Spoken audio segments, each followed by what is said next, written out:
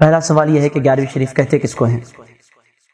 تو 11ویں شریف ایک فاتحہ ہے، ایک ایصال ثواب ہے جو حضور پیران پیر غوث اعظم دستگیر قدس اللہ تعالی سرہ العزیز کے لیے کی جاتی ہے۔ ایصال ثواب یہ لفظ عربی کا ہے، تھوڑا سا سمجھنے کے لیے مشکل ہو سکتا ہے۔ ایصال کہتے ہیں بھیجنے کو، ثواب کہتے ہیں جو جزا انسان کے اعمال پر جو اللہ تعالیٰ جزا عطا فرماتا ہے، بدلہ عطا فرماتا ہے، اس کو ثواب کہتے ہیں۔ ایصال ثواب کا مطلب ہوا کہ کسی کو ثواب بھیجنا، اس کو کہتے ہیں ایصال ثواب۔ 11ویں شریف بھی اسی کی ایک قسم ہے۔ قرآن پاک کی جو آیت مبارکہ میں نے پڑھی ہے اس میں اللہ پاک صاف طور پر ارشاد فرماتا ہے وَأَن لَيْسَ لِلْإِنسَانِ إِلَّا مَا سَعَى، انسان کے لیے نہیں ہے جو کچھ اس نے کمایا یا جو کچھ اس نے کوشش کی۔ تو اس سے بتا کیا چل رہا ہے کہ کسی کے بھی عمل کا کسی دوسرے کو فائدہ نہیں پہنچ سکتا۔ انسان کو اسی کا فائدہ پہنچتا ہے جو عمل وہ خود اپنے آپ کے لیے کرتا ہے، اپنی زندگی میں کرتا ہے۔ کوئی دنیا سے چلا جائے اس کے بعد کوئی دوسرا اس کے لیے عمل کر رہا ہے تو بعض لوگوں کا کہنا یہ ہے کہ اس کا ثواب دوسرے کو نہیں پہنچ سکتا۔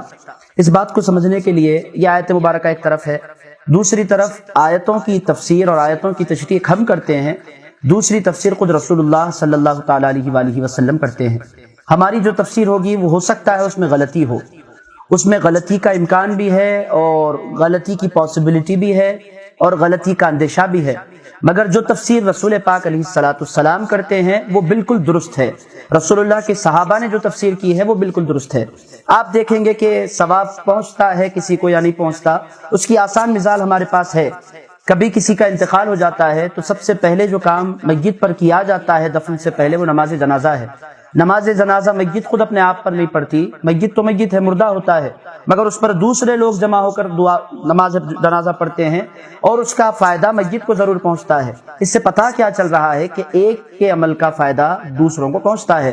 زندے جو عمل کرتے ہیں، نماز جنازہ زندوں کا عمل ہے مگر فائدہ میت کو پہنچ رہا ہے۔ پتہ کیا چل رہا ہے کہ ایک انسان کے عمل کا فائدہ مرنے والے کو، دنیا سے جانے والے کو پہنچتا ہے۔ اس کے علاوہ رسول پاک علیہ السلام کی احادیث مبارکہ بھی آپ کو ملتی ہیں۔ حضور پاک علیہ السلام نے ایک مقام پر ارشاد فرمایا امتی امت مرحومہ، میری امت رحم کی ہوئی امت ہے، تدخل قبورها بذنوبها، وہ قبر میں داخل ہوں گے تو گناہوں کے ساتھ داخل ہوں گے، وتخرج من قبورها لا ذنوب علیها، اس کے بعد حضور ارشاد فرماتے ہیں وہ جب قبروں سے اپنی نکلیں گے تو کوئی گناہ ان پر نہیں ہوگا۔ کیوں نہیں ہوگا؟ تمحص عنها باستغفار المؤمنین، حضور پاک علیہ السلام ارشاد فرماتے ہیں کہ وہ جب قبروں سے اٹھتے ہیں تو گناہ اس واسطے نہیں ہوگا کہ مومنین ان کے لیے استغفار کیا کرتے ہیں، مومنین کے استغفار کی وجہ سے وہ ان کے گناہ معاف ہو جاتے ہیں۔ اگر کوئی کہے کہ کسی کی نیکی کا کسی کو فائدہ نہیں پہنچتا تو پھر مومنین کے استغفار کا قبر میں رہنے والوں کو کیسے فائدہ پہنچ رہا ہے؟ تو پتہ کیا چل رہا ہے؟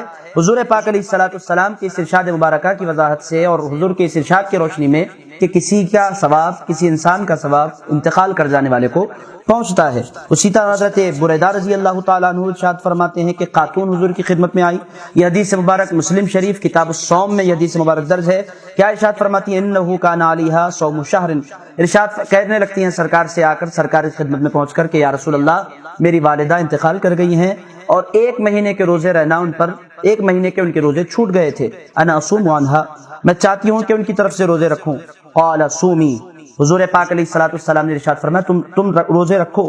قالت، اس کے بعد ارشاد فرمایا انہا لم تحج قط، اس کے بعد انہوں نے کہا کہ سرکار انہوں نے زندگی میں کبھی حج بھی نہیں کیا تھا میری والدہ نے، افاحج عنہا، کیا میں ان کی طرف سے حج کر سکتی ہوں؟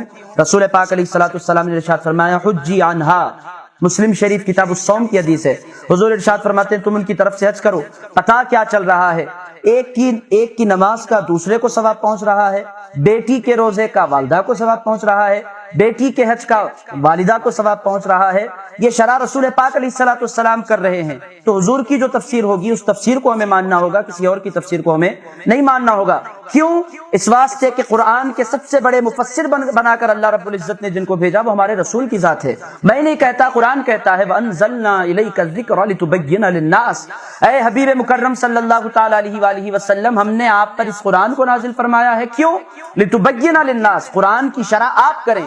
اب اس آیت کا مطلب کیا ہوگا کہ کسی انسان کو لَيْسَ لِلْإِنسَانِ إِلَّا مَا سَعَى، انسان کو وہی فائدہ پہنچتا ہے جو اس نے کیا۔ اس کا مطلب کیا ہے؟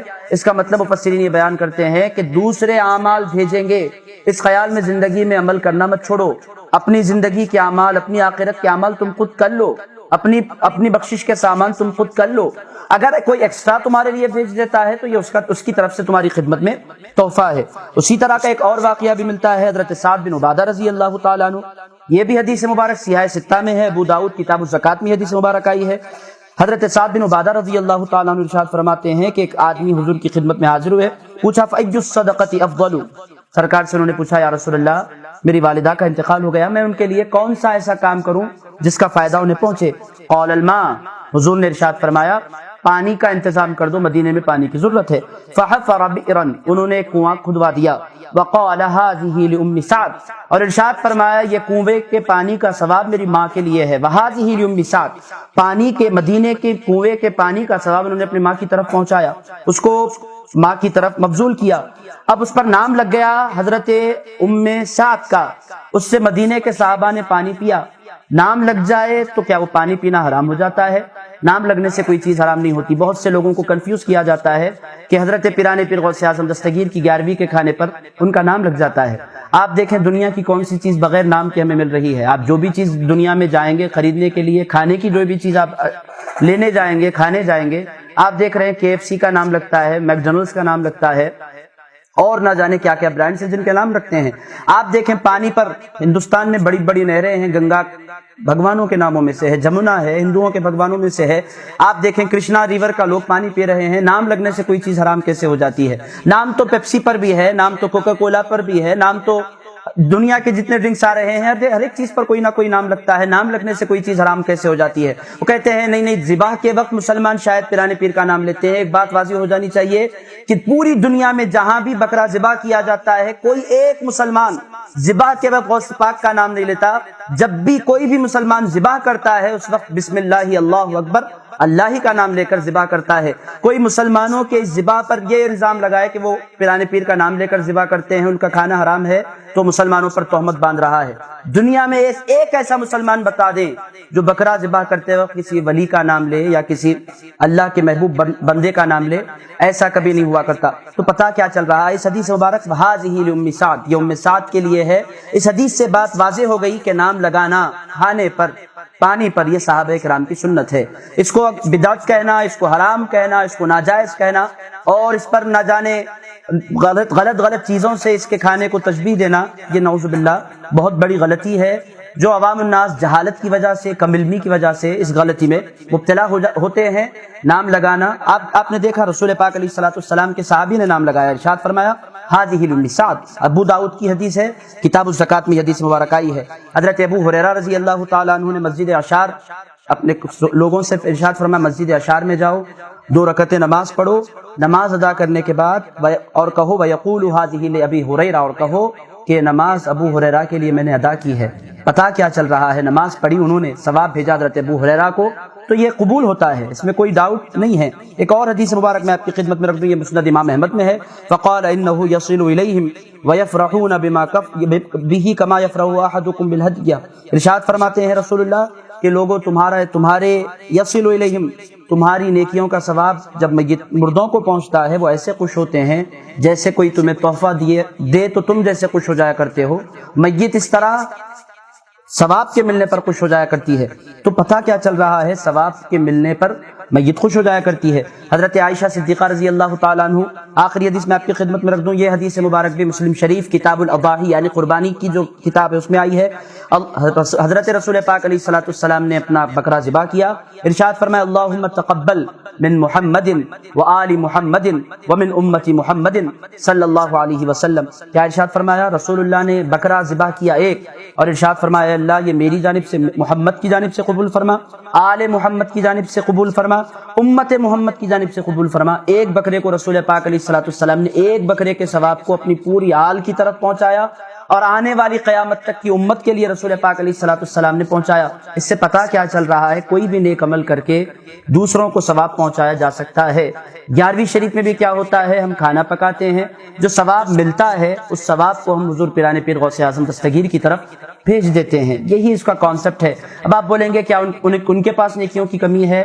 ایسا نہیں ہے، پیغمبر بھی نیکیاں کیا کرتے ہیں۔ کیا پیغمبر کے پاس نیکیوں کی کمی ہوتی ہے؟ پیغمبروں کے پاس عبادتیں ہوتی ہیں، ذکر ہوتا ہے، اذکار ہوتا ہے، تسبیحات ہوتی ہیں، اس کے باوجود بھی وہ کرتے ہیں۔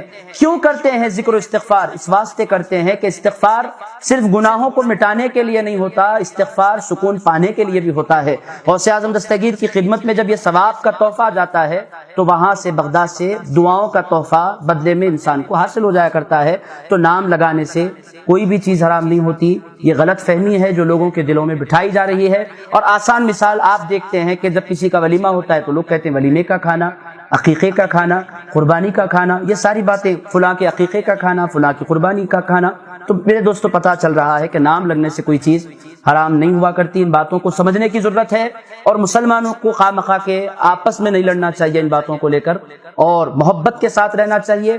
اور جو مسلمان یہ کام کر رہے ہیں ان کی نیت اچھی ہے، اور اللہ پاک ارشاد، رسول اللہ ارشاد فرماتے ہیں انما الاعمال بالنیات، اعمال کا دار و مدار نیتوں پر ہے۔ ان تمام احادیث سے پتہ چلا کہ رسول پاک علیہ الصلوۃ والسلام کے جانشین پیرانے پیر کی 11ویں کرنا شریعت کی نظر میں مستحب ہے۔ صلی اللہ تعالی علی خیر خلقہ سیدنا محمد وعلی آلہ وصحبہ اجمعین والحمد للہ رب العالمین۔